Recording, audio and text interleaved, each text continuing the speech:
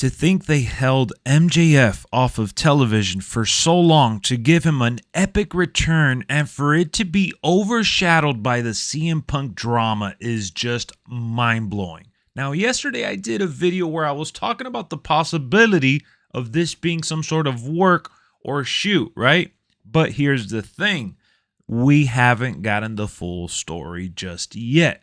But now it is being reported officially from Sports Illustrated, who does not need clicks and who apparently spoke to AEW directly. So this is what's going on. Once Punk exited the press room, he exchanged words in a locker room with Omega and the Bucks, which led to a physical altercation.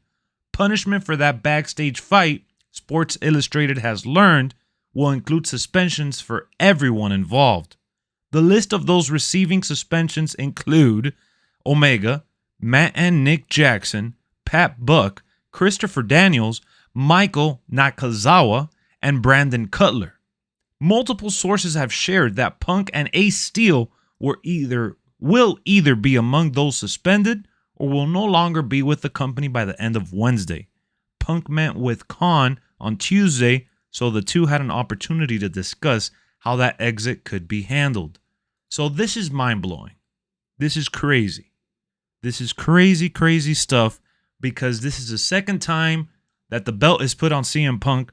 The second time he gets injured. Last time it was his leg in the match. This time apparently it was during the backstage heated, back and forth. So it sucks to see that this is happening to CM Punk. It sucks to see this is happening to AEW. A lot of people are laughing, mocking the situation. I think that, ultimately we're all losers here because the Bucks and Kenny Omega can't and should not leave AEW.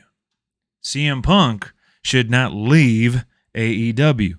So this becomes a far greater issue than we all can imagine. And the fact that CM Punk is injured again means that match with, MJF ultimately becomes a problem. So we don't know the truth behind everything. Obviously, we know what, pushed this to the next level, which was Hangman, the locker room that's siding with him and Colt, and the way that CM Punk responded live in the media scrum. Now, Tony Khan said this at the media scrum himself.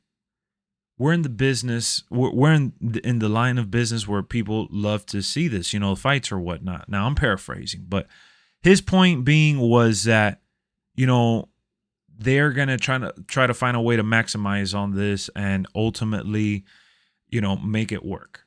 So I think that that's what's going on right now. That's why I brought this little piece of the article up on the screen. You guys can pause it and read it for yourself if you'd like.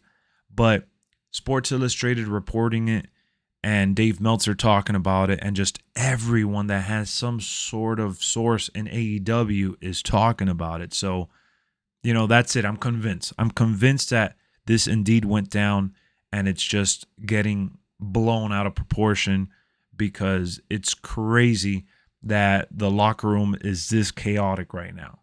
So, Lex, what's your opinion? Who should get fired? Who should get suspended? Look, I think all of them need to get suspended, including CM Punk himself, because at the end of the day, he didn't carry himself like a professional athlete at the media scrum. I was talking to my boy Brian about this, and I'd be a hypocrite if I didn't talk bad about how Punk handled himself, because when an NBA player does it, a baseball player, or even an NFL player, whenever these guys do it, I bash them. So because I'm a big CM Punk fan, I'm not going to bash him for carrying himself that way. Now, he's not entirely wrong, but he should have confronted everyone behind closed doors. So we'll see where this goes. Unfortunately, the biggest loser here, ultimately, is MJF. Punk being injured is a major issue, and all the drama is now locked in on the CM Punk situation. We'll come back and address more when we hear more. And I'll see y'all then. Thank you for tuning in. Peace.